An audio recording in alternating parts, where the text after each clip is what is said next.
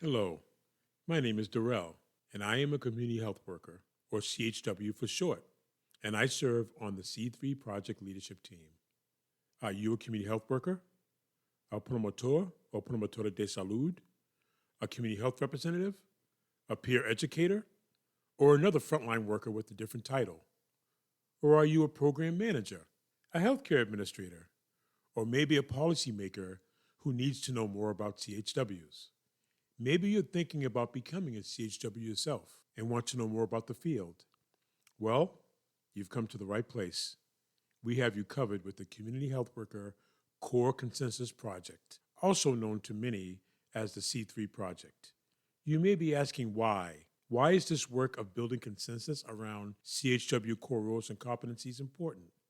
Many people in the public health and medical fields still don't really understand who CHWs are and what we do. As CHWs and CHW allies, we must be able to explain the CHW scope of work and the skills and qualities that allow CHWs to do our jobs well. Being able to talk about the full scope of the CHW work helps us to promote the CHW identity, advocate for the CHW workforce, and ensure CHWs are able to assist their communities to the fullest of their abilities. Let me give you some history of this work.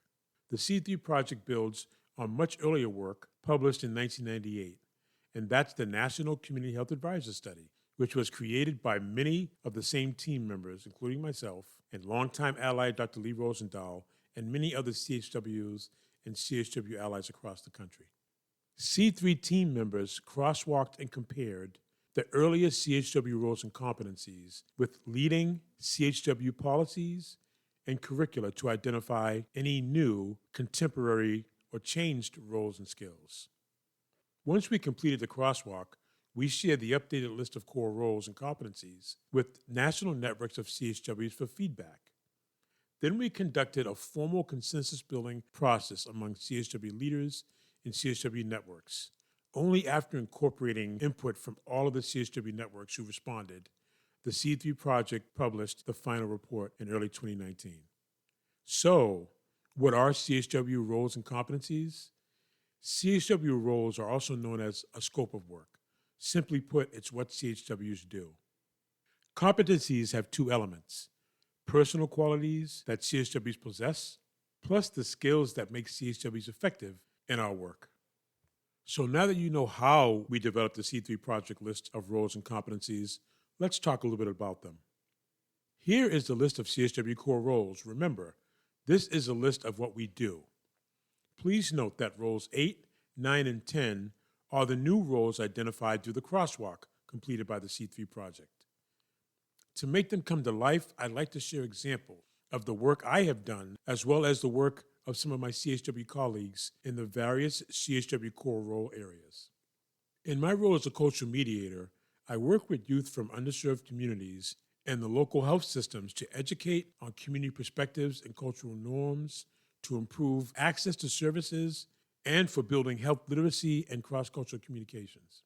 As a cultural mediator, oftentimes I also wear my advocate hat to elevate the needs of individuals in their communities, especially those communities who experience greater gaps in care. One of my CHW colleagues works in diabetes treatment programs. She conducts cooking classes to provide culturally appropriate health education and information to patients living with diabetes. Another CHW works in an urban community, coordinating care and systems navigation for mothers and for their newborn babies from prenatal care to postpartum care. The CHW colleague also provides coaching and social support to help mothers become self-sufficient and build their capacity to manage their care and services for their children. I also have colleagues who work in cancer prevention programs in academic health centers. They are involved in providing direct services, doing screenings, and providing resources such as food and transportation. CHWs in cancer prevention programs may also participate in designing, implementing, and interpreting community-level assessments. My colleagues who work with organizations in tribal communities work closely with community health representatives, CHRs for short, to conduct outreach and participate in evaluation and research to understand the needs of tribal communities and involve CHRs in various intervention programs for tribal communities. So that's what we do. And now let's talk about the skills we need in order to do that work well. Naming the skills is important so that we can know how to best provide training to CHWs and to assist their ability to do the work. As you reflect back on the various examples of CHW roles I shared earlier, how do you see these skills supporting your scope of work? Communication and relationship building, service delivery and navigation, capacity building, advocacy, education and facilitation, individual and community assessments, outreach, professional skills and conduct, evaluation and research. Which skills would you like to further grow and strengthen to have the ability to work at the top of your CHW scope of work? Which skills can you further promote as you supervise and work with CHWs or write policies that support the CHW practice? As you think through these 11 core skills, also consider qualities, those personal elements that are deeply rooted in who CHWs are and what CHWs bring to communities through shared life experiences. These qualities are essential and are timeless. The C3 project did not create a new list of qualities, but rather endorsed existing research on CHW qualities, which include connected to the community served, courageous, outgoing, honest, non-judgmental, reliable, motivated, compassionate, caring, resourceful, respectful, patient, flexible and adaptable, and determined. What are your unique qualities? What are the qualities of the CHWs that you work with? Now, we know that CHWs work in lots of places. CHWs' work settings include clinics or hospitals. CHWs are also in schools, food pantries, libraries, government agencies, community-based organizations, and more.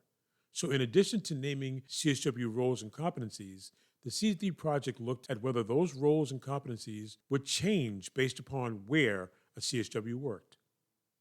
An online survey with over 500 respondents, 2 open town hall conference calls, and 3 virtual focus groups revealed that regardless of the work setting, CHW's full range of roles and competencies help CHWs serve individuals and communities. In other words, CHW's roles and competencies apply in all of the settings where they work. No matter why you are watching this video, I hope you now have a better understanding of the CHW core roles and competencies and their application in all settings. For resources and tools to apply CHW core roles and competencies into your work, check out the C3 Project website at c3project.org. I thank you for tuning in.